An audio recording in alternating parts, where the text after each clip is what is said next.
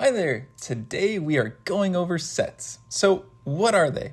Well, sets are a type of object that store a collection of elements. They're similar to arrays, however, they do not allow for duplicates, so every value is unique. Some useful set methods and properties are add, which adds an item to the set unless it already exists, has, which checks if an element is in the set, delete, which removes the element from the set if it exists, and size, which is a property that checks for how many elements are in the set, similar to array's length property. Great, so how do we write one? Well, we'll want to use the set constructor function, and we can create a new instance of the set object by using the new keyword. Then we can use the add method and pass in the value that we want to add. So over here, I'm going to go ahead and add in the number 7. Then what I'll do is I'll go ahead and add the number 7 again on the next line. If we log the result, we'll see that we only have one instance of 7, not 2. We can double check the size of the set, and if we log that, we'll see that the size is 1. Now let's also try out the has method. When we pass in the number 7, we'll see that this logs true because the set has the number 7. And finally, to delete the number 7, just pass it to the delete method. Awesome, on to some theoretical questions. So to kick things off, how does a set differ from an array?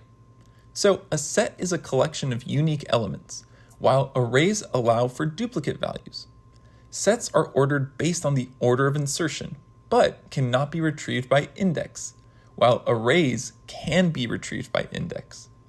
Sets are also optimized for quick lookups, as well as adding and deleting elements. Next, what is the lookup time for a set? Under typical conditions, a set has a lookup time of big O of 1.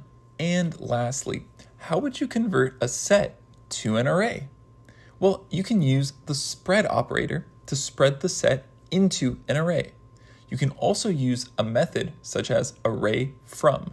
On to some coding questions. So you might be asked to remove duplicates from an array. So this is a good question for sets, since a set will return unique values. So what we have here is an array with some duplicate values, as well as a function called remove duplicates, which accepts an array named r. What we'll do is declare a new variable called unique vals, and we'll use the new keyword followed by the set constructor. We'll pass in an r into the set.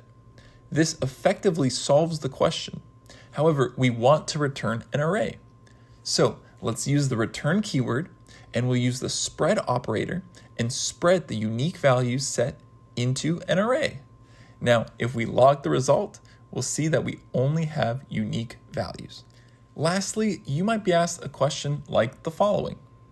What would be the result of logging my set to the console? Awesome. So you might think that we would have a result of 1, hi, and an object with a key of name and a property of goose.